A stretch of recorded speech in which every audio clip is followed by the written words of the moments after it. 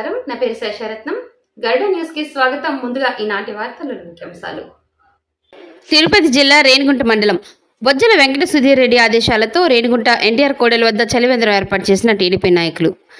ఉమ్మడి ఆంధ్రప్రదేశ్ రాష్ట్ర మాజీ మంత్రి బొజ్జల గోపాలకృష్ణారెడ్డి 78వ జయంతి సందర్భంగా పట్టణంలోని ఎన్టీఆర్ విగ్రహం వద్ద మండల అధ్యక్షుడు మునిచంద్రారెడ్డి ఆధ్వర్యంలో భారీ కేక్ కట్ చేసి నివాళులర్పించారు.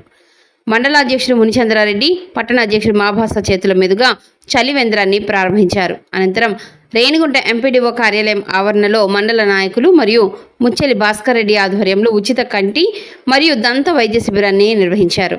ఈ సందర్భంగా నాయకులు మాట్లాడుతూ మంత్రి బొజ్జల గోపాలకృష్ణారెడ్డి రేణిగుంట మండలానికి చేసిన సేవలు ఎన్నలేనివని నేతలు కొనియాడారు. ఈ కార్యక్రమంలో మండల సీనియర్ నాయకులు చెర్లోపల్లి సుబ్రహ్మణ్యం రెడ్డి, పట్టణ అధ్యక్షులు మహబూబ్ బాషా, ముచ్చెలి భాస్కర్ రెడ్డి, మాజీ సర్పంచ్ జ్యోతి నారాయణ, పోలా మల్లికార్జున్ రెడ్డి, కాపిరెడ్డి నాదముని రెడ్డి, మైనార్టీ నాయకులు నవాబ్, విద్యాసాగర్, నాటక academic director Mary, Hameeda, Kusumakumari, Punnemma, Kiran, Teja Naidu, Vamsi, Shivayya Naidu, Dinesh, Jaya, Chinnababu, Nellore Subrahmanyam, Ambikapathi Yadav, party senior నాయకులు తదితరులు పాల్గొన్నారు.